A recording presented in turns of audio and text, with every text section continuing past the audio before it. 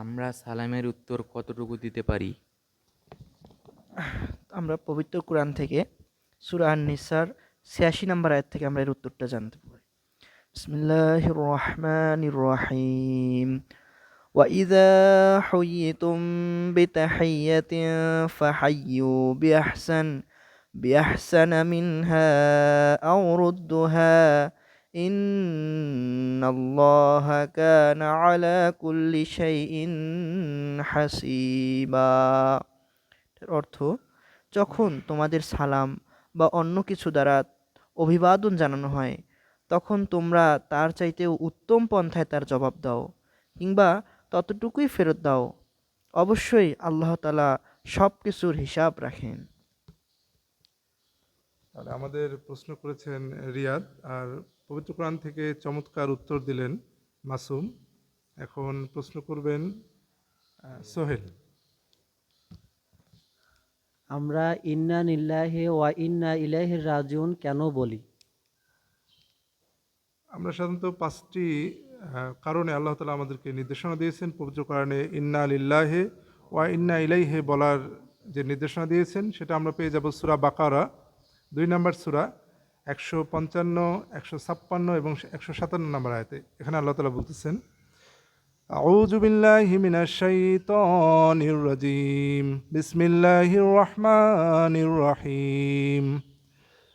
وَلَنَبْلُوَنَّكُمْ بِشَيْءٍ مِّنَ الْخَوْفِ وَالْجُوعِ وَنَقْصٍ مِّنَ الْأَمْوَالِ وَالْأَنفُسِ وَالثَّمَرَاتِ وَبَشِّرِ الصَّابِرِينَ الَّذِينَ إِذَا أَصَابَتْهُم مُّصِيبَةٌ قَالُوا إِنَّا لِلَّهِ وَإِنَّا إِلَيْهِ رَاجِعُونَ أُولَٰئِكَ عَلَيْهِمْ صَلَوَاتٌ مِّن رَّبِّهِمْ وَرَحْمَةٌ ওয়াউলাইকা হুমুল মুহতাদুন।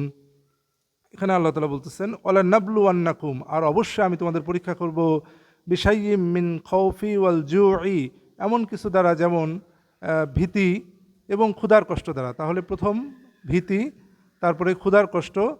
অনাকসিম মিনাল আমওয়ালি ওয়াল আনফুসি ওয়াস সামারাত, এবং ক্ষতি দ্বারা, সম্পদের ক্ষতি দ্বারা, জীবনের ক্ষতি দ্বারা, ফল ফসলাদির ক্ষতি দ্বারা। অবাশশিরিস সাবিরিন, আর সুসংবাদ দাও যারা সবরকারী, যারা ধৈর্য ধারণকারী। তাহলে এখানে আমরা পাঁচটি বিষয় পেলাম: ভয়, ক্ষুধার কষ্ট, সম্পদের ক্ষতি, জীবনের ক্ষতি এবং ফল ফসলাদির ক্ষতি। এই পাঁচটি ক্ষতি যখন আমাদের উপরে আসবে, তখন আল্লাহ তাআলা আমাদেরকে বলতেছেন অবাশশিরিস সাবিরিন, আর সুসংবাদ দাও সবরকারীদের। আল্লাযীনা ইযা আসাবাতহুম মুসিবা, তারা যাদের উপর যখন এই মুসিবা আসে, ক্বালু ইন্না লিল্লাহি ওয়া ইন্না ইলাইহি রাজিউন, তারা বলে ইন্না লিল্লাহি, নিশ্চয় আমরা আল্লাহ তাআলার জন্য, ওয়া ইলাইহি রাজিউন, ওয়া ইন্না ইলাইহি রাজিউন, এবং অবশ্যই আমরা আল্লাহ তাআলার দিকেই প্রত্যাবর্তনকারী। উলাইকা আলাইহিম সালাওয়াতুম মির রাব্বিহিম ওয়া রাহমা, তাদের উপরে আল্লাহ তাআলার সালাওয়াত এবং রহমা। উলাইকা হুমুল মুহতাদুন, এবং তারাই হচ্ছে সুপথপ্রাপ্ত। তাহলে আমরা বুঝতে পারলাম যে পাঁচটি বিষয় যখন আমাদের উপর আপতিত হবে, বিপদ, তখন আমাদেরকে ইন্না লিল্লাহি ওয়া ইন্না ইলাইহি রাজিউন বলতে হবে। তাহলে আমাদের উপর রহমত এবং সালাত আসবে আল্লাহ তাআলার পক্ষ থেকে, আর আমরা সুপথপ্রাপ্ত হয়ে যাব।